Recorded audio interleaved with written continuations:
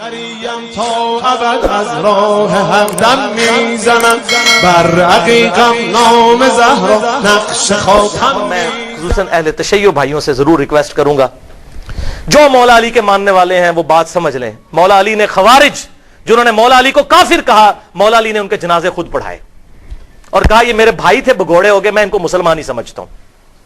اپنے ہاتھوں سے دفن کیا، ان کی عورتوں کو لونڈیاں نہیں بنایا.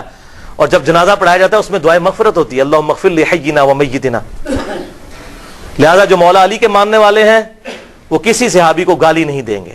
ہاں جو بنو امیہ کے ماننے والے ہیں تو یہ بدعت انہوں نے ہی شروع کی تھی تو وہ ان کے ماننے والے ہیں، ٹھیک ہے، وہ اپنی نسبت ان کے ساتھ قائم رکھیں. ہم تو الحمدللہ مولا علی کے ماننے والے ہیں، ہم بنو امیہ کے ماننے والے نہیں ہیں، اور نہ ہم معاویہ بن ابی سفیان یا عمر ابن عاص یا مغیرہ ابن شعبہ رضی اللہ عنہم اجمعین ان کے ٹریک پہ چڑھنے والے ہیں. ان کی اللہ تعالیٰ کا ان کا معاملہ اللہ کے سپرد، لیکن ان کی ان غلط چیزوں کے اوپر ہم چلنے والے نہیں. ہم حضرت علی کے ساتھی ہیں، ہم کسی بھی صحابی کو برا نہیں کہیں گے انشاءاللہ. سن 55 ہجری میں سن 55 ہجری میں یعنی یزید کو تخت پہ بٹھانے سے 5 سال پہلے مدینہ منورہ جا کر، یہ معاویہ بن ابی سفیان، اب آپ کو کہنا پڑ رہا ہے مجھے، معاویہ بن ابی سفیان مدینہ منورہ جا کر امام حسین علیہ السلام سے ملاقات ہوئی تو براہ راست فیس ٹو فیس کہتا ہے کہ آپ کا کوئی ویلکم نہیں ہے، آپ کو کوئی مرحبا نہیں کہا جائے گا. اے حسین ابن علی، تیری مثال معاذ اللہ، ان کے الفاظ جو ہے، تیری مثال ایسی ہے جیسا اونٹ بڑھیا ہو گئی اور اس کا خون پتلا ہو گیا، عن قریب اس کو ذبح کر دیا جائے گا. یہ ڈائریکٹ دھمکی فیس ٹو فیس. معاویہ بن ابی سفیان اٹھائیے، پڑھیے الکامل ابن اثیر کی، اٹھا کر پڑھیے آپ. ڈائریکٹ فیس ٹو فیس امام حسین کو دھمکی دے رہے ہیں. اگر یزید قتل کیا ہے تو یزید بعد میں قتل کیا، دھمکی کس نے دیا تھا؟ پروگرام کس نے بنایا تھا؟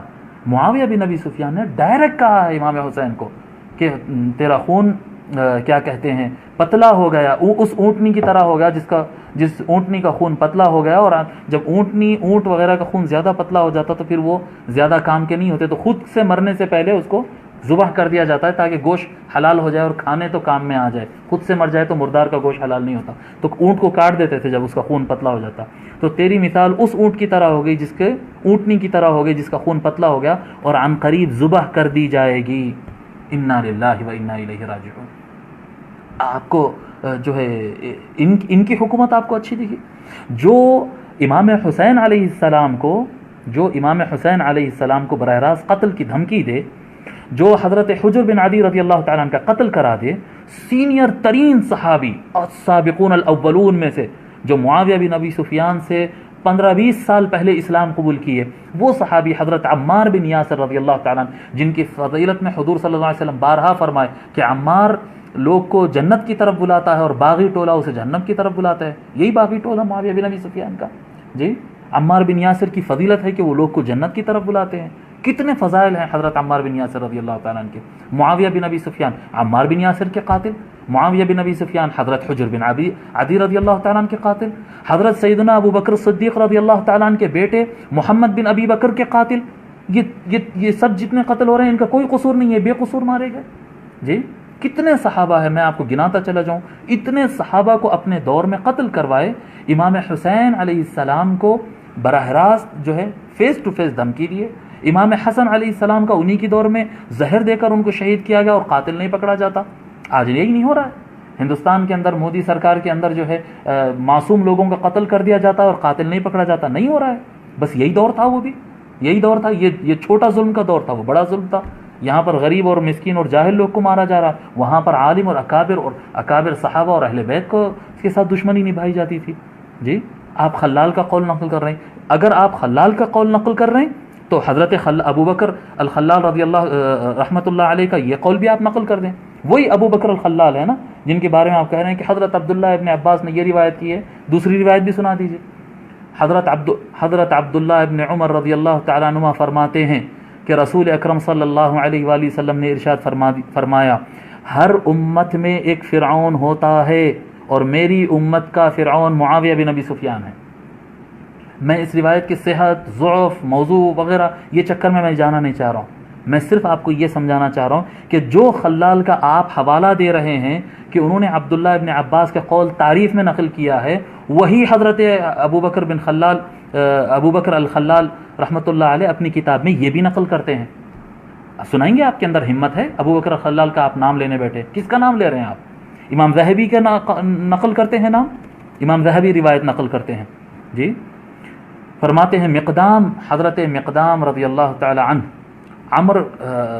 کیا کہتے ہیں، معاویہ بن ابی سفیان، عمر بن الاسود اور اسد خاندان کا ایک اسدی تھا جو معاویہ بن ابی سفیان کا خاص آدمی تھا، اسدی ان کے ساتھ تھا. یہ تینوں چاروں کی ملاقات ہوئی. جب گفتگو ہوئی تو معاویہ نے حضرت مقدام رضی اللہ تعالیٰ عنہ کو اطلاع دی. یہ امام ذہبی نے سیر اعلام النبلاء میں، امام ذہبی کا آپ نام لیا نا، یہ روایت امام ذہبی نقل کر رہے ہیں، سنو. اور اسی کتاب میں سیر اعلام النبلاء میں فرماتے ہیں کہ معاویہ بن ابی سفیان نے کہا مقدام رضی اللہ تعالیٰ عنہ سے کہ امام حسن انتقال کر گئے.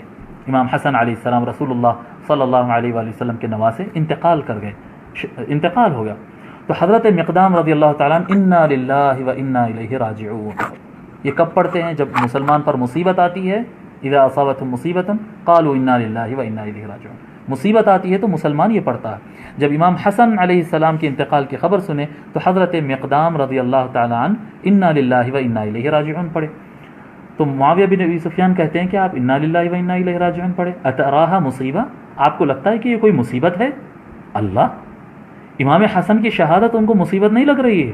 عام مسلمان کے انتقال پر انا للہ پڑھتے ہیں، امام حسن کے انتقال پر انا للہ پڑھے تو معاویہ کو اعتراض ہوا اور اتراہا مصیبہ، کیا لگتا ہے آپ کو یہ کوئی مصیبت ہے پڑھنے کے لیے؟ حضرت مقدام نے کہا کیوں نہیں، وقد وضعہ رسول اللہ صلی اللہ علیہ وآلہ وسلم فی حجرہ، کیوں مصیبت نہیں ہوگی؟